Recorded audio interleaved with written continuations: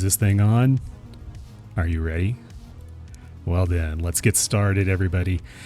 Hey, my name is Derek, and I am the owner, creator, and head silicone slinger here at Amabidi, where we make silicone toys for adults. So, today we're going to have a little bit different format because we have some guests on today who are not in my part of the world.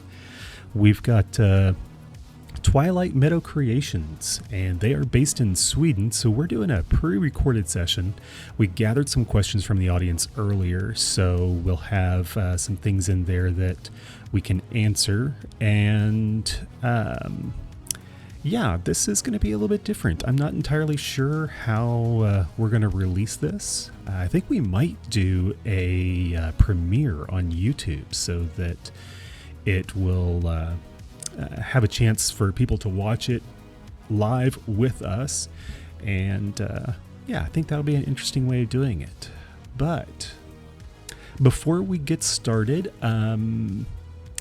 did you notice at the beginning there was a little splash screen for Patreon? Yeah, so there's a Patreon out there for us.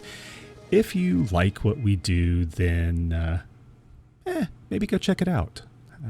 No pressure, no expectation, just a way for everybody to help out if they like what we do. So with that, I am going to bring on Twilight Meadow Creations. I've got B and Cayde, and let me see if I can make this work. Well, there you are. B, Cayde, how are you doing? Hey. Hi, we're good. Good. And it's fun to be on. Well, great. I'm glad that you agreed to do this with me because, again, you guys are in Sweden. So, you know, the time zone difference is considerable, which is why we have to do the pre-recorded session. But, you know, I realize I'm kind of biting into your Sunday night. That's completely fine. Good. Well, why don't you take a second and introduce yourselves? And then, so B on my left, I think it is, with the hat. And then we have Cayde on the right. So tell me just real quick, give me like the 30-second thumbnail sketch of what Twilight Meadow Creations is and what you wanted it to be. Twilight Meadow Creations is kind of my passion project that I started from my kitchen a little over 3 years ago. And I am a queer artist with a background in erotic art. So I just kind of took like the 2D and made it like into 3D. And I've kind of been doing this ever since. It went from like a kind of a hobby to actually my it's my job now. It's my main income. So good. That's pretty exciting. And Cayde is my partner, who will hopefully be joining me full time. Good. In the end of this year. We just gotta get like immigration stuff sorted, because it's kind of a lot, but hopefully it's gonna end up being a two-person team. Awesome. Yeah. I went back through your history a little bit on Twitter, and I have been amazed at the products that you guys have put together, and I think that's something that you should be really proud of. And speaking of something you should be proud of, you got a nomination in the 2022 Alt Porn Awards. Yeah, I did. I got nominated for Ambrose, who actually I won another award for. There was the Basoi Awards that I won. Like I won Best Horror Toy, so I got a neat trophy in the mail, which is it's huge. It's huge, and oh, that's awesome. A little UFO inside. And I don't know if you can see the text, but it says Best Horror Toy. So that was really unexpected, and congratulations. Really fun. Thank you so much. Yeah. And on the the Alt Porn Awards, that was the Best Sex Toy Sculpt nominee. And I mean, just to be nominated is kind of a big deal, right? Yeah, yeah, it feels really good because I really don't think there's any other awards that kind of pay attention to indies really. So I'm just really glad that it exists, and it gives in this kind of an equal chance, because you have like the fan favorite, which I don't know how they do it, but I think it's the ones that get like the most votes in the competition. So winning that felt I won it last year also, which felt really good. So I had 2 awards and 1 nomination. Oh wow, So, that is freaking awesome. Yeah, it feels really cool because I have like these two big glass sculptures, and I can just look at them and be like, wow, I did this, you know.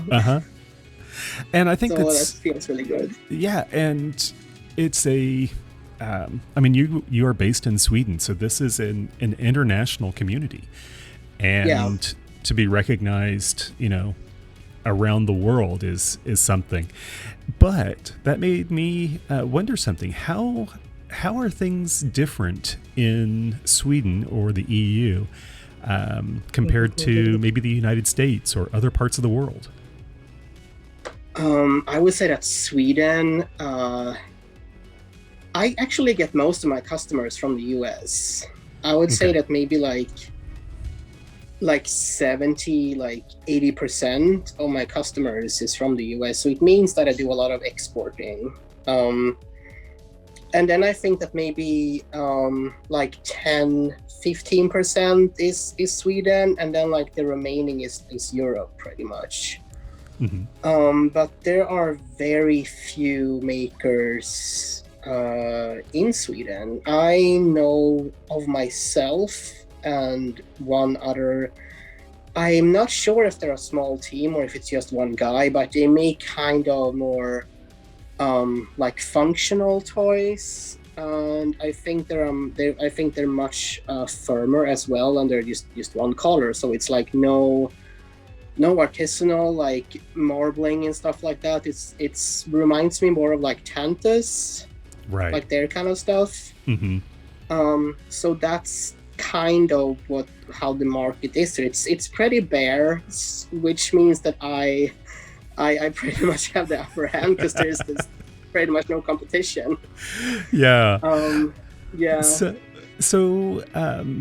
you know, describe your aesthetic a little bit for us, because you know, you just mentioned that the other folks who are kind of in your part of the world are doing more functional or maybe even abstract designs as opposed to fantasy or anything else. How do you describe what you do?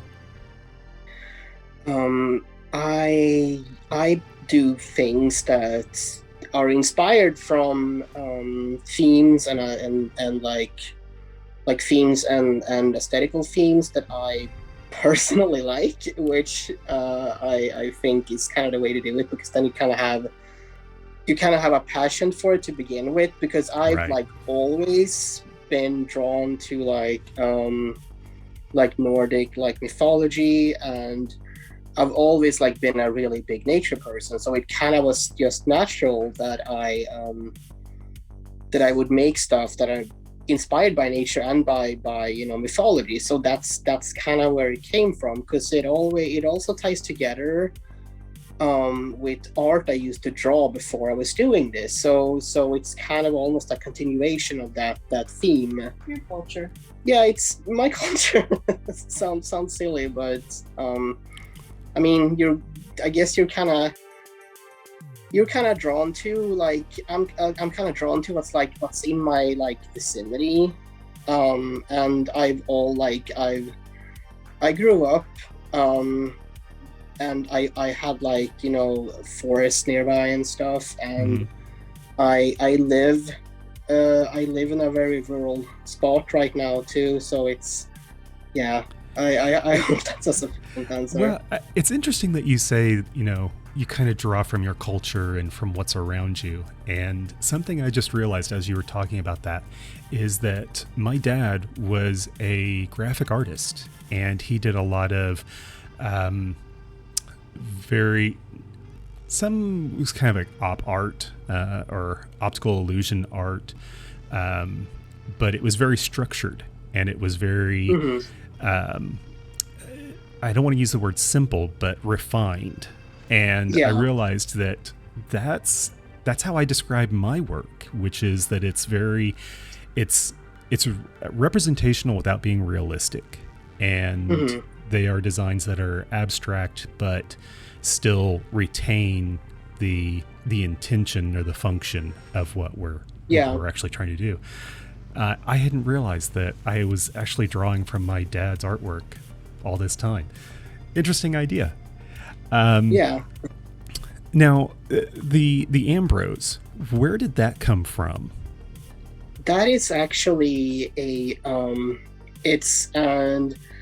myth, or it's a mythological creature from the Orkney Islands, which kind of draws inspiration from like two of my favorite kind of mythologies, which is both Celtic and Norse. It's kind of a mix of those, and basically it's a demon horse with a rider who comes up from the sea and basically brings pestilence and death and stuff. Okay. Because I was doing a Halloween event with some colleagues, and I'm like, hey, I've had this idea for a while, so why not make it a reality? So that's kind of how that came to be. So it's also inspired by one of my favorite, I don't know if I want to say franchises, but like one of my favorite game studios. Okay. So yeah, I do take inspiration from games too, and pop culture, but maybe not. Maybe it's kind of more subtle. Right. Now the Ambrose is more of a maw design, but on your website I also saw that you do grinders, which is a totally different kind of category. How did you make that transition, or is that an extension of what you like and do? Tell me about those. I've actually wanted to make grinders for a long time, because when I started this, I really wanted to make gender affirming products for trans people, because it was actually born from me being like, there are very few options for me here as a trans man to like buy like gender affirming products. So I thought I would start making it for myself, and maybe for my friends. And I'm like, well, I'm just gonna practice with dildos first, and then I just, I continued making that because I had so much fun with it. But our newest grinder, Rido, is an idea I had since I started. It's been around for 3 years, and it's basically just like Evolva with a cavity for a vibrator, which is something I haven't seen before. And I'm like, I really want to make this. I have sketches that are like 3 years old of this model, but I did not have the knowledge to make those kinds of molds, and I wasn't sure how the market would receive it. So I kind of waited a bit, and I feel like the market is like, it's really ready for those kind of products now. So it was kind of a I kind of waited to release it because I also wanted it to be more refined. And I wasn't sure how to make it, because I started making like clay sculpts, and I wasn't sure how to make that out of clay. So yeah, that's how it came to be. Okay, and so you've got the new release, the new grinder, and did you say that was Rido? Is that how you pronounced it? Okay, Rido. Yeah. And we also talked about another new release that you've got coming up. Did you want to talk about that? Yeah, it's actually a model that I bought. I outsourced from another sculptor, and that's the first time I've done that. So that's really fun too. Because usually I've sculpted everything myself. But I saw this and I'm like, holy shit, I have to buy this right now. So I literally just DM'd them like, hi, is this for sale? I cannot buy it. Right. And it's a hoof. I have two prototypes, Okay. and they are printed on an FDM printer. So they're just to show the sizing, pretty much. I don't know if... Okay. Interesting. Yeah. So I added some little bracelet thingies on my own. So this is gonna be our next release.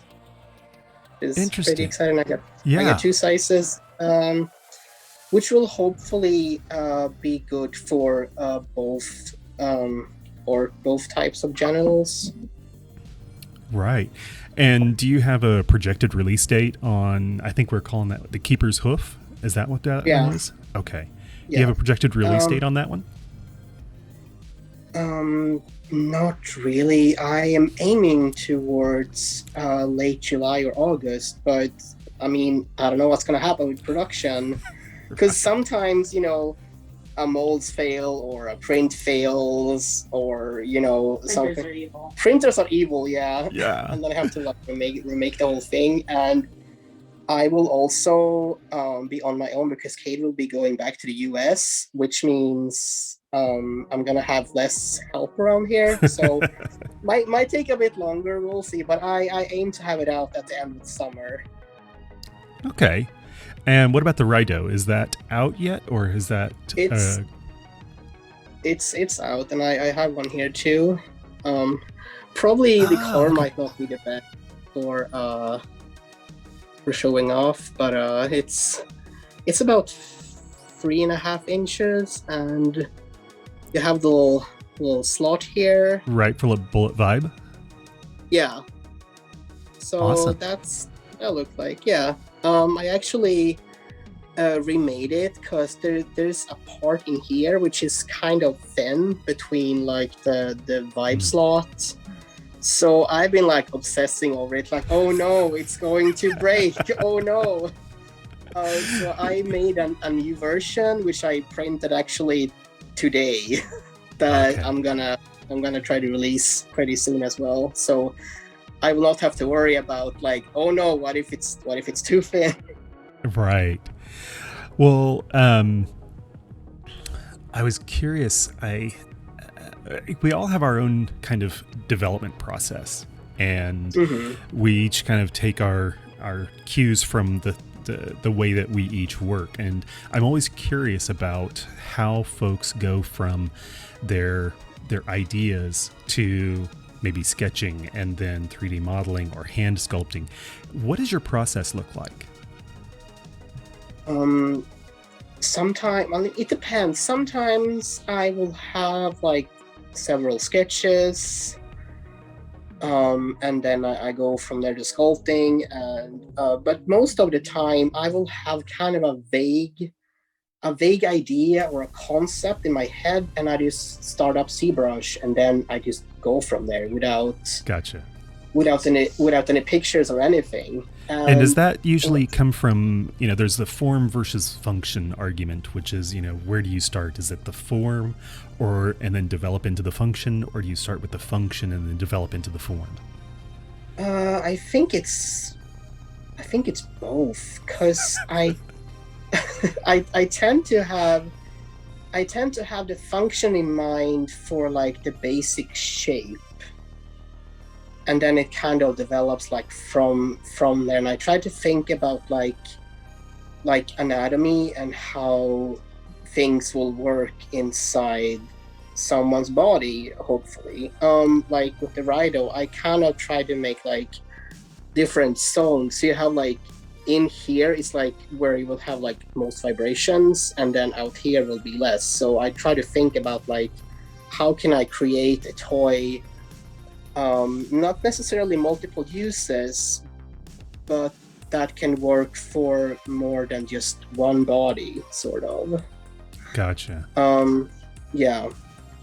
So I usually go ahead. I'm sorry. I usually try to think about like what kind of texture I want, because I have toys with like, some toys I have a lot of texture. Some toys are really smooth, because I know that different people have different preferences in what they like, and that's also why I offer surprise customs in pretty much every firmness, because I don't really have a lot of firm and extra soft toys in drops, because they tend to not sell as well.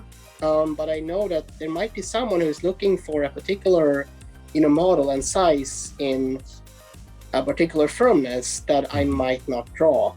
And that's also kind of why I want to cater to people's preferences. Right. Okay. So you kind of start with a concept of maybe a combination of form and function, and then you pull up ZBrush, and so you're doing 3D modeling, and then I guess you're doing 3D prints from that.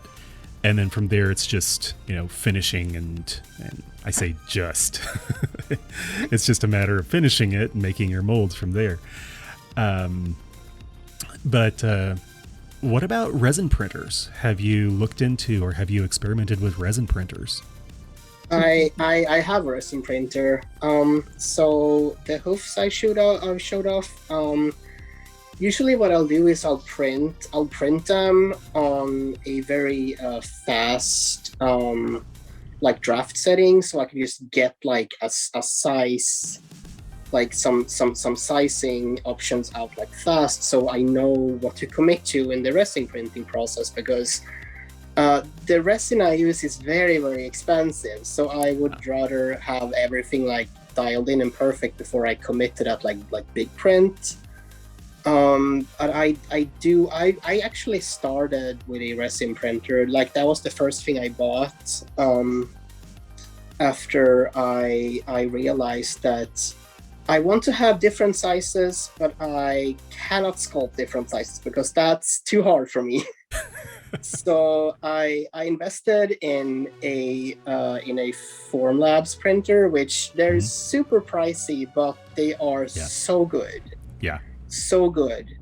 And that's something I would actually recommend to people if they want to make good resin prints. Like, you can't really tinker with it much. It's kind of like a Mac versus PC, but I am not an engineer. I don't like tinkering with stuff. I mean, I know how to do it if I have to, but it's not fun. Definitely. It's not a hobby of mine.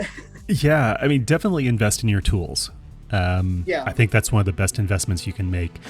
I have a Prusa Mark III S Plus, which is not the least expensive FDM printer out there.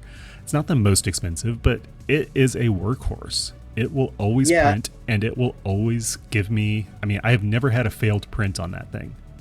That's funny you mention it, because I've had a mold shell that failed 5 times now on that same printer. So it's been a heat wave, though. It's been a heat wave. It's been because I have a dinky little wardrobe with my printers, and it's been really hot in there. So yesterday I had to change the filament, and I came back and it was beeping, and it just had like a big glob of like molten plastic, and I'm like, oh god. Oh no. Okay, so do you print in PLA, ABS, ASA? What kind of filament are you using? I print in PLA, and it's I haven't really tried anything else. I know I don't sand my prints, so I don't have to. I don't have to use like, or smooth them or anything. So I don't have to use like ABS. But if I was using if I was using FDM prints for my models, I would probably look into PLB. I forgot what it's called, but it's the one that you can smooth with like isopropyl. That's probably what I would look into. Is it PVB? Is that what it is? Or PV? Oh yeah, PVB. Yeah, PVB. Yeah. Yeah, Like that's one that I haven't poly- experimented with. I have experimented with ASA. ASA is smoothable with acetone like like ABS is, but it's a lot more forgiving in printing. It doesn't have the problems with, peeling and warping and things like that. Yeah. That ABS can have if you don't have an enclosure and an enclosed space and temperature control and things like that. Yeah. So, yeah. Yeah, that would be something I would be afraid of if I was using ABS, because some people tell me, I'll just put a cardboard box on it. I'm like, oh god, it's gonna burn down. I'm too paranoid for that, and I don't really have like the energy to like build an enclosure. Right. So I would just rather not go with that. Right. I know that the PVB comes with some issues too, like. You probably need like a dehumidifying box or something, because I know that the filament is really sensitive to moisture. But PLA in general seems to be one of the more forgiving ones to print. Yeah, definitely. Now, this was a question that came in through some of the we've sent out a request for folks to propose questions for you. And since you talked about texture earlier, let's talk about this one. What are the hardest textures to pour cleanly? I would say that like the easiest thing to pour in if you want to show off a nice marble would just be a straight up tube. Because then there's like nothing to like distort, because you get kind of the it's almost when like honey falls into like a jar. You get this like folding, and that's how the marbles show up. But if you have like Ambrose, which I actually have here, if you have this model, it has like a lot of like bumps and stuff. It tends to not show them off as much, and it's also harder to recreate marbles on that model. Nicken is the easiest one. That's where I do that's why I like to do like the ribbon marble stuff on that one, because I can sort of recreate the same thing over and over, because it's just kind of just a straight tube almost. There's a very, very little texture on it. There's some, you have like, the head with like more foreskin, and you have like the veins, and that's it pretty much. It's just kind of a tube. Right. Now, what about a favorite pour style? Obviously, it depends on the model itself, but do you have a particular style of pour that you like? I do like playing with transparency.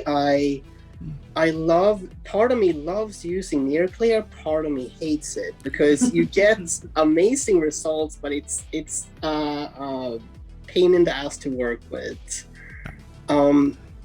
But anything where I play around with like bright colors and transparency, so you can kind of see the depth in the colors, I think that's my favorite stuff to do. I also love using a lot of sparkle, obviously. Right. And I like making. I just like making marbles, I think. Yeah, I do too. That's the way that those colors kind of come together, and way you can play with contrast and things like that. Tell me about your love-hate relationship with near clear. It's a pain to degas. I don't know if you use Smoban or not, but it turns into like a frothy mess. So I mean, usually you have to like fill the cup maybe like a third of the way, but near clear is like a fifth, maybe if that, because it just bubbles up like dish soap kind of. Wow. Yeah, and it takes forever to degas. Gotcha. Yeah, near clear is not something that fits my aesthetic, and so I've never really played with it. But I have heard horror stories about folks who their first time or two, the expansion when you do the vacuuming surprises them. It's not a material, I would say, if you're just starting out and you're kind of tempted to. Cayde's over there shaking. Yeah. I mean, it's also very delicate. Yeah, it's very delicate because it tears more easily. So you gotta wait longer to pull it from the mold. Yeah, you gotta wait like a full day to pull it, and you gotta be more careful when you pull it, because if you have like undercuts or stuff that catches and you pull like straight out. The poor knots. Yeah, the knots. Oh God. Yeah, it's I've gotten a lot of flops because I had like small tears, and it's not fun. It looks amazing. I love how it looks. I love to put like just a shit ton of mica in it, because you can kind of see through it. It's so pretty. Right. But it's like, I don't know. It requires patience. It requires patience, yeah, and it requires experience. I think if you're just starting out doing this, I would wait to use near clear until you're more familiar with silicone in general, because this is just for smooth on because that's what we use, but all the different firmnesses behave differently when you degas and when you pour and all that stuff. So get familiar first before you start doing kind of more advanced stuff, I would say. Yeah, definitely. I never realized when I first started getting into silicone, and then I started experimenting with a wide range of different brands of silicone and kind of figuring out what their different properties were. You know, different viscosities versus different pour time or pot life versus cure time, and every one of them is unique, and every one of them takes some amount of experimentation to understand the materials that we're working with. And it kind of brings in one of the questions that somebody had asked. For someone who is an amateur and would only be interested in making one-off experiments for themselves and a partner, what is an accessible way to begin? I would not buy the Clona Willy kits, because I've heard that they are not really super good. You usually just have like one try to go, and if it's ruined, it's ruined. And I can also imagine that trying to maintain, you have one try to maintain like an erection. It is like this cold goo. I think that's a pretty I think that's a pretty high fail rate. So what I would do, I would probably get a couple of molds from Etsy or something. Make sure that they're platinum silicone, because if you have tin cure molds and platinum silicone, it will not cure properly. Correct. So what you could look for is molds that are for squishies. Yeah, for squishies, but molds for chocolate stuff, because they are usually safe most of the time. Yep. I would buy that, and I would buy a trial kit from Smooth On, or if there's like any. I know Polytech is also a brand. I have not used them myself, and I don't know if they come in like small amounts. I do know that Smooth On is like the most accessible, especially for people in the US. Yeah, Smooth On is kind of the go-to in the US, and then in the EU, it's kind of Smooth On gets expensive, and the Polytech gets a little bit more affordable if you're in the EU, in different parts of the world. But here in the United States, Polytech is fairly expensive compared to Smooth On. Mm-hmm. Yeah, so that's to continue. That's probably what I would do, and get like because we use, cosmetic mica to color it with, which is the same thing you're using to make makeup, like eyeshadow and lip gloss and stuff like that. So I would get because you can get a couple of samples of mica in like pretty colors, and then some silicone and some molds, and then you kind of just experiment with that until you feel kind of familiar with the material. And then I would, if they want to make life casts, I would probably get alginate in like a pretty big batch, so there's like room for failure. I would probably get a good high quality plaster, so I could make a plaster cast at first, and then I would make a mold if they're making a replica of your partner's genitals. That's probably what I would advise someone to do. And if they want to make something like some different shapes, not a life cast, I would get Sculpey, because that's how I started actually. I made mine from Sculpey. Just be aware that they will break inside the mold when you demold them, because Sculpey is pretty delicate. So all my first masters are just their toast, like they just broke instantly. So and also, as if you're working with very thick or very large Sculpey sculptures, they do have a tendency to crack during the curing process.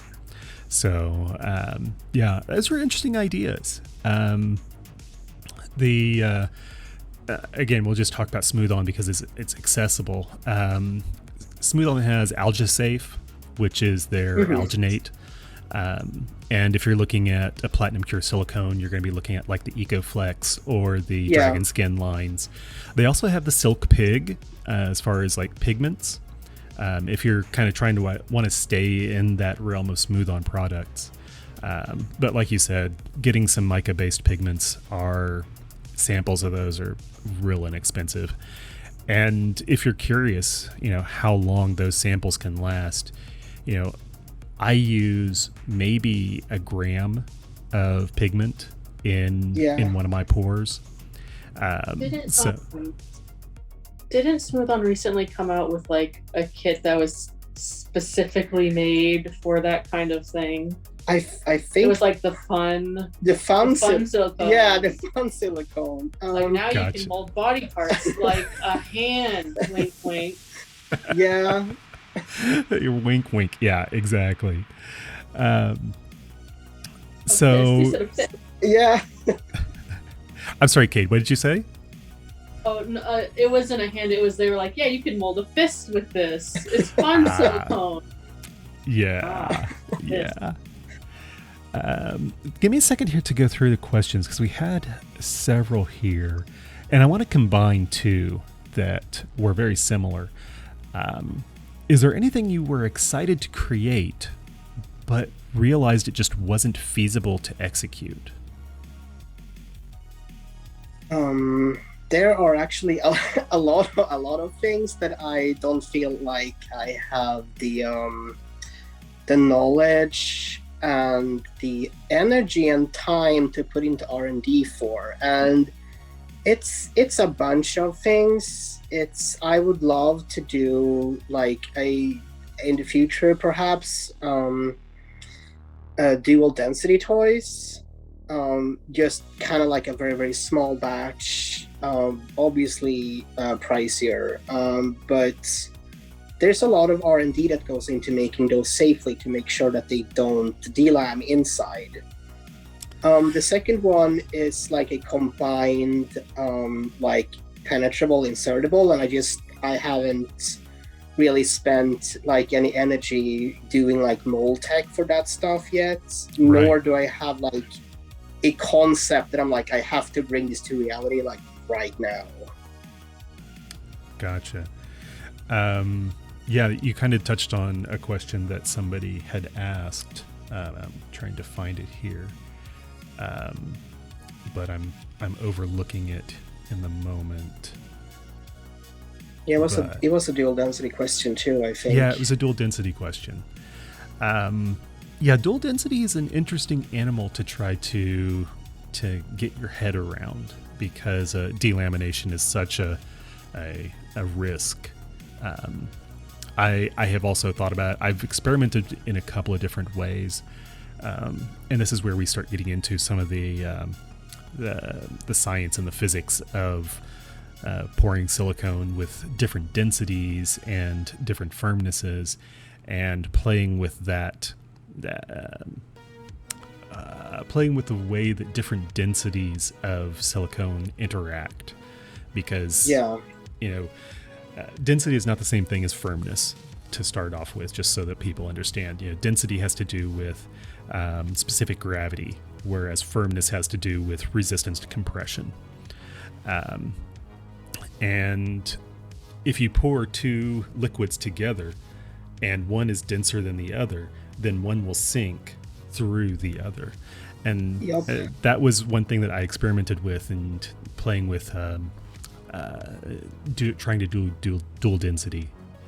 But the other one that I experimented with was more like a rotocasting style, where you do a softer silicone and then you rotate the mold and you just keep it rotating, so you coat the inside until it reaches that gel state, and then you pour a second silicone behind that is your firmer silicone.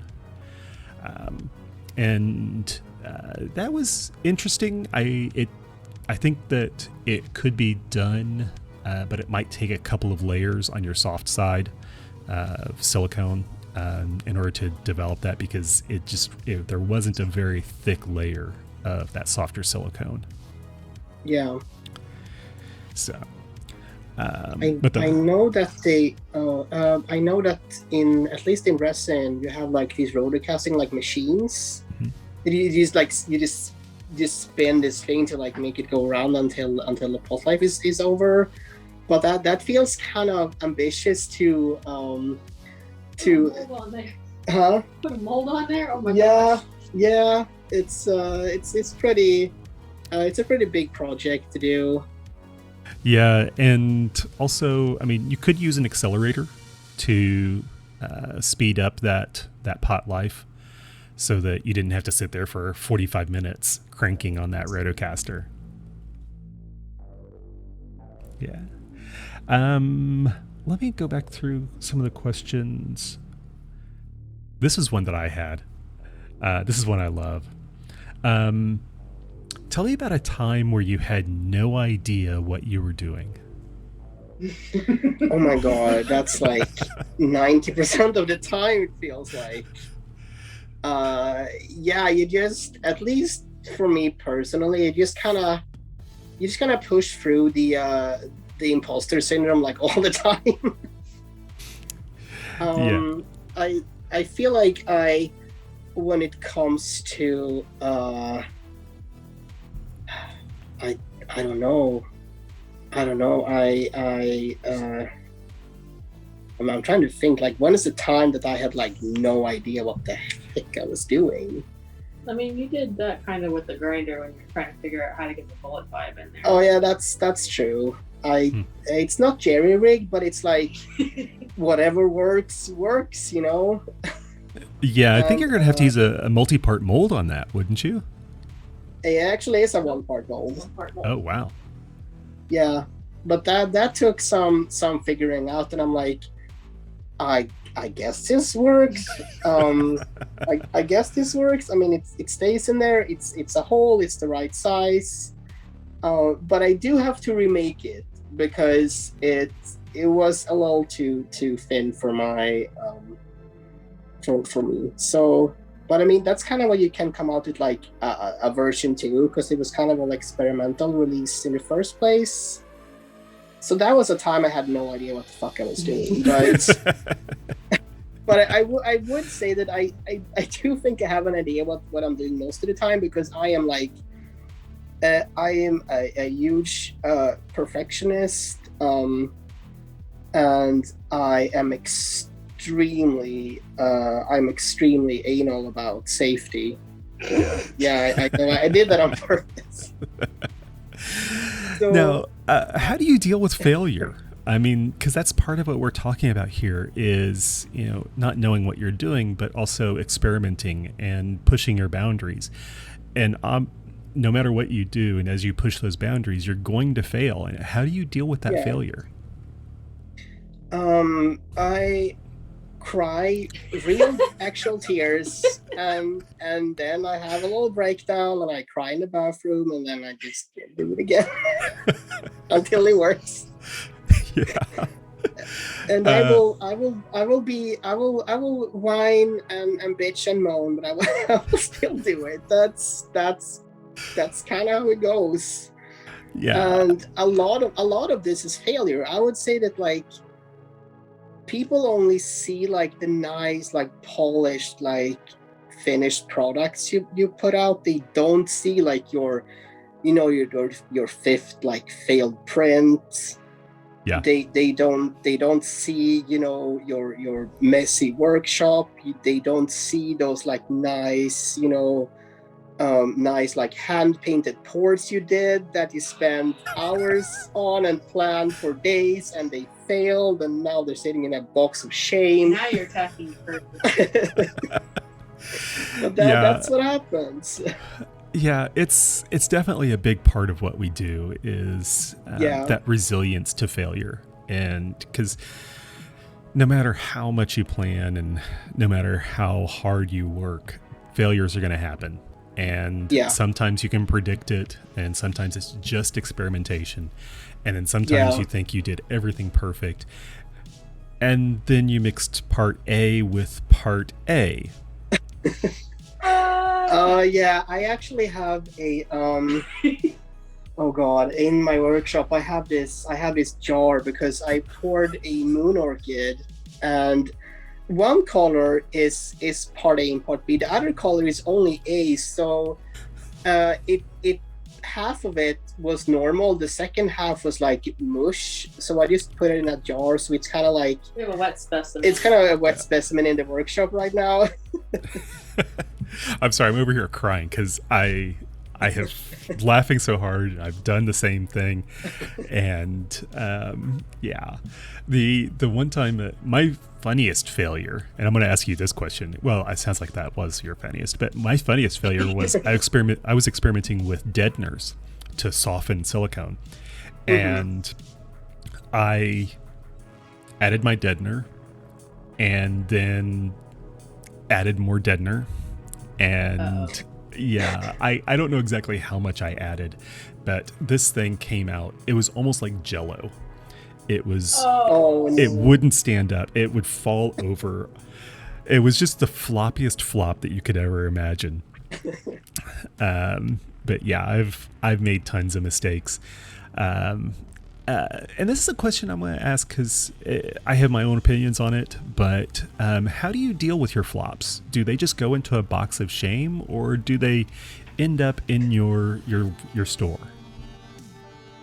It actually depends. If I feel like a toy, I will usually have like kind of 3 categories. One category is like a flop that requires like no extra cleaning. It might just be like a couple of pigment freckles, and usually what I'll do, I'll just like mark that in the description, and I will put it up for sale anyway, because I have kind of a threshold. If something has like more than two small freckles, I will usually discount it a little bit, and usually the threshold for that is like maybe 2 millimeters or so.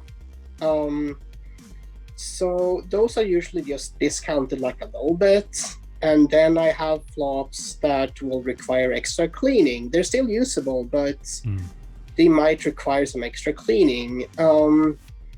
And I frequently use, there is a silicone adhesive called Silpoxy, which is also body safe, which I use to repair maybe small tears, or if there's like bubbles that are just in the surface, I will kind of pop them open and fill them with Silpoxy, so you don't have to. I mean, you're still gonna require a bit more cleaning, but they're still safe to use. And then we have flops that are to me not safe to put in a body. I mean, I will sometimes keep them for myself because it's half of Cayde's collection. Is just my failures because we're both kind of gremlins, and we have.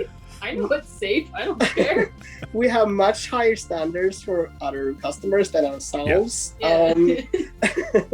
So usually they will end up either in a box or they will end up like in our personal collection because you just gotta maybe boil them a bit extra and they'll be fine. Right. Yeah. Flops are one of those categories where it's a little bit of a judgment call. And, you know,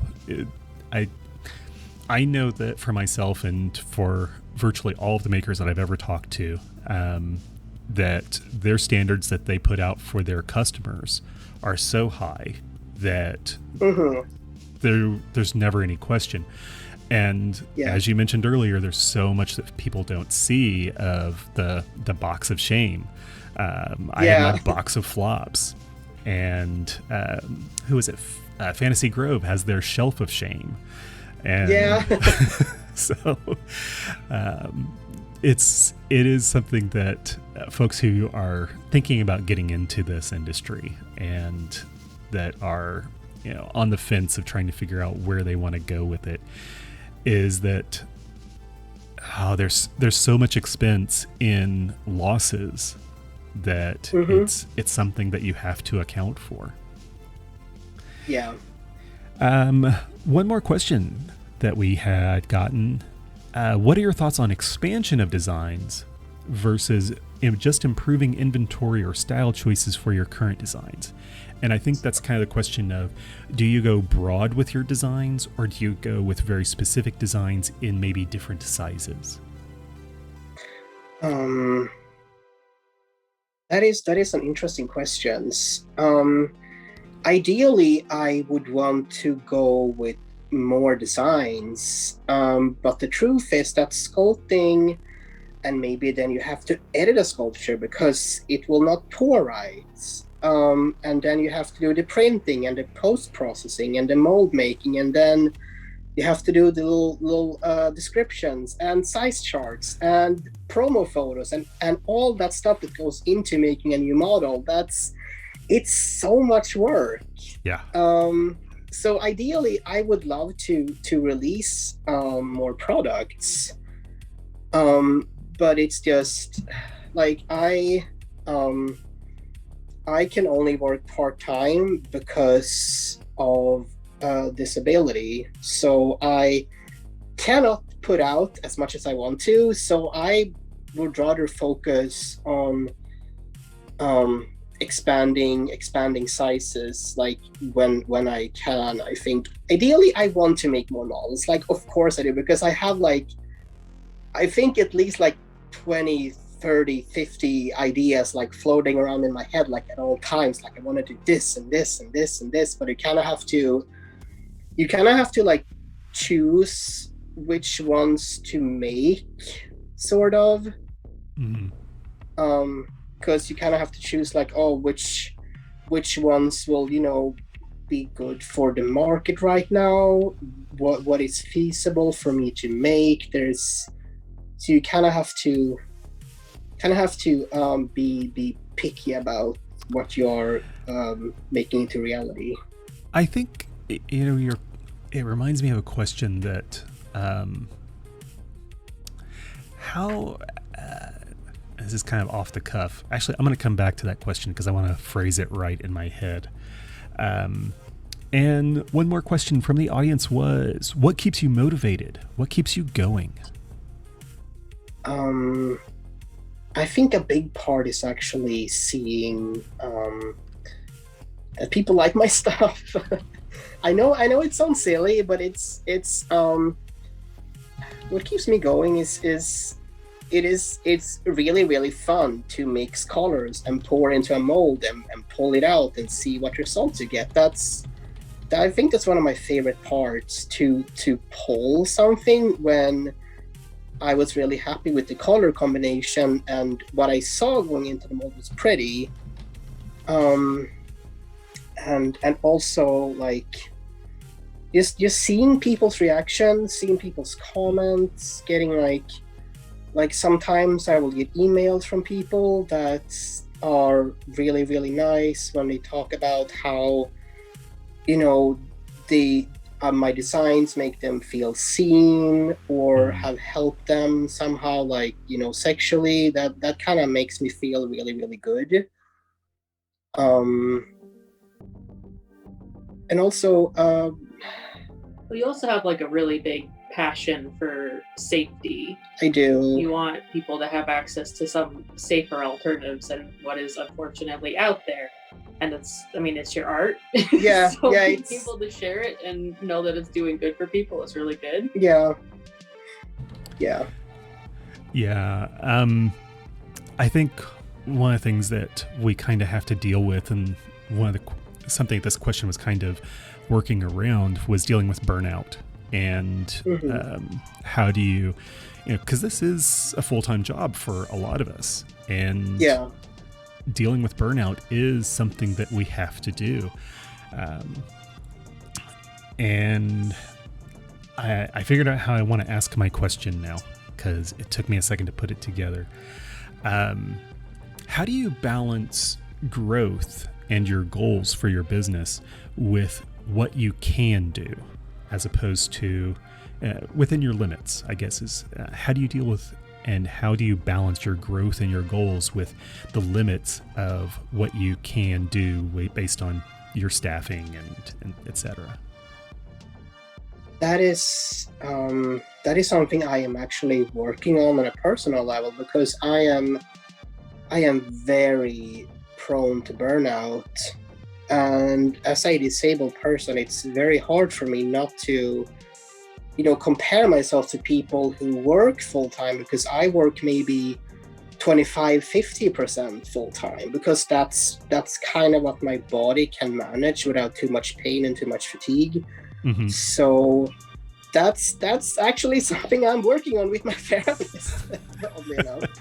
But it is it's hard, because I'm extremely stubborn and I want to do so much, but there's limits to what I can do, and dealing with those limits is something I am trying to just kind of cope with over time, and kind of be nicer to myself, and to focus on long-term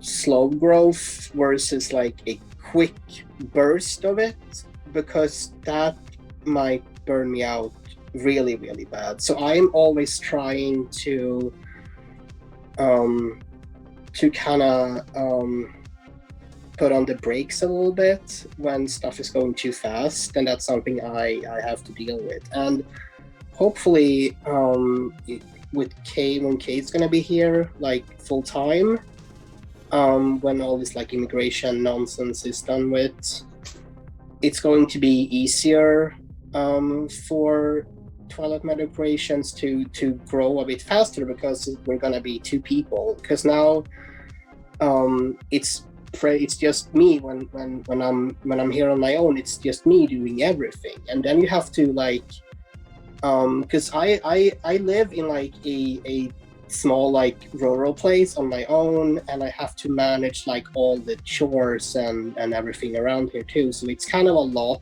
to deal with on your own. So yeah, burnout is like always there around the corner, and you gotta kind of like put on the brakes even though you're excited about things, and that's hard. But yeah. I know one of the things that I struggle with is delegation and trusting the people around me to be able to do. Cayde's over there in the background. Yeah.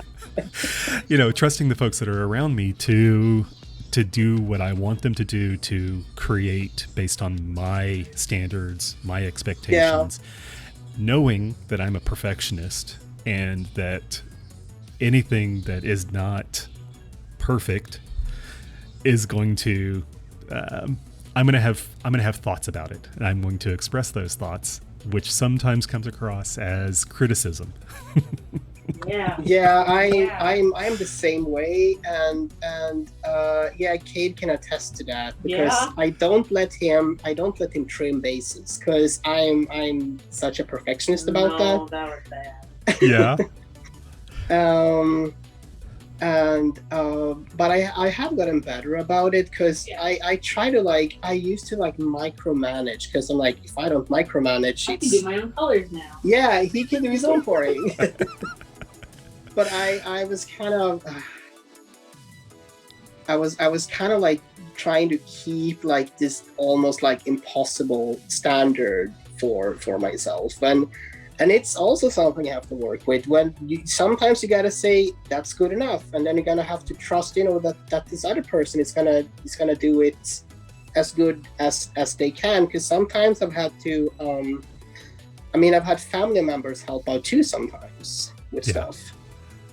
And I've had to trust that they are going to be able to do it as well, and it's kind of hard letting go when you are when it's kind of your baby almost. It's hard to let go sometimes, and that goes for myself too. It's hard to be like, okay, that's enough when it comes to post processing, because I want to have a perfect flawless master, and that's not possible because there will be crevices where there's printer lines and you can't reach them, or there will be little printing errors or other small things like little marks that you can't really get to. And eventually you're just gonna have to be like, yeah, that's good enough. That's good enough for now. And if people complain about it, I invite them to come over. They can come stand it for They us. can come stand it for me, yeah, and try to do it better. Yeah. George has this joke that, because she works with me in my studio doing various projects, and, there are things that I will see that the customers are never going to see. That, and it may not be necessarily even something that is... Oh, geez. We're working on a project for a client, and I do a lot of weird stuff sometimes, but I was making these wooden copper awards for this company. And, the way I wanted them assembled, there was no way that the client was ever going to see what was on the inside. And so, even though I knew that, I had it in my head as to how I wanted this to go together and how I wanted this to be assembled. And anything short of that was going to be a mistake, and mistakes have to be fixed. So yeah, I can relate a lot to that. Yeah. Well, I am about ready to wrap it up. Is there anything else that is new or upcoming for you folks that you want everybody to know about? We talked about the Rido. We talked about the Keeper's Hoof. Is there anything else that is out there that is coming or that you want folks to know about? Is there a drop coming up, or what you got going on? Cayde has some stuff that he would like to talk about. Thank you. Oh my god. So I've been posting kind of sneak peeks on my Twitter, but I have been working on these little resin teenies. I don't know. There we go. So cute. Yeah, they're really cute, and people have been getting really excited about them. But I kind of want people to know that these are not going to be like teenies, like normal teenies. I'm actually going to be turning them into jewelry. Specifically the electroforming method. Okay. I don't know if many people know what that is. It's in short, I'm growing copper around them. So kind of like this. Oh wow. So that's twigs inside of copper. Yeah. So I'm gonna be doing that with these little Interesting. Yeah, that's kind of a sneak peek that we thought we'd keep here for people who listen can hear it, and then other people can see it later. Great. Yeah. I'm always interested to see how folks branch off from where they start and, what they develop into and the processes that they bring in. So was there anything else? I don't think so. No? I don't think so. I was just gonna say that, like, branching off, I have so many ideas on how to grow this business. It's just I will just see where time will take me, kind of. Yeah. It is interesting as you kind of grow into that artistic or that creative personality that you naturally seem to want to expand and experiment in different mediums or in different categories, etc. So, but what about drops? Do you have any drops coming up? There's no drop planned right now. Okay. Because We're catching up on customs. We're catching up on customs, and I had some molds to remake, and there's a bunch of stuff to sand, which is my very least favorite part of anything. There are things I hate doing, like I hate doing listings, I hate doing photographs, I loathe it. But you can't let somebody else do that for you, can you? No. There's a conflict happening here. Yeah. But sanding is the only thing I will procrastinate on because it's so boring. It does, like, I can put on a podcast and just kind of getting the groove, but it's so boring. It's so boring. Right. Yeah. All right. Well, Cayde and B, thank you so much for dropping in with me, and hopefully we can do this as a premiere, and that way we can all sit together and watch watch it with the audience, and if there are questions that come up or comments along the way, maybe we can chat about them and respond to them live with folks. Absolutely. All right. Well, with that, everybody say goodnight, goodbye, and we will do this again sometime. Thanks, guys. All right. So that was B and Cayde from Twilight Meadow Creations, and we're going to try something different with the next one. We're going to do a premiere. Now then, tonight I also have Dark Path coming up, and they are in Australia. So we're all around the world tonight. We did Sweden this afternoon. We've got Australia tonight, and then we'll probably be back in the States next weekend. And with that, I am out, and we'll do this again. Bye.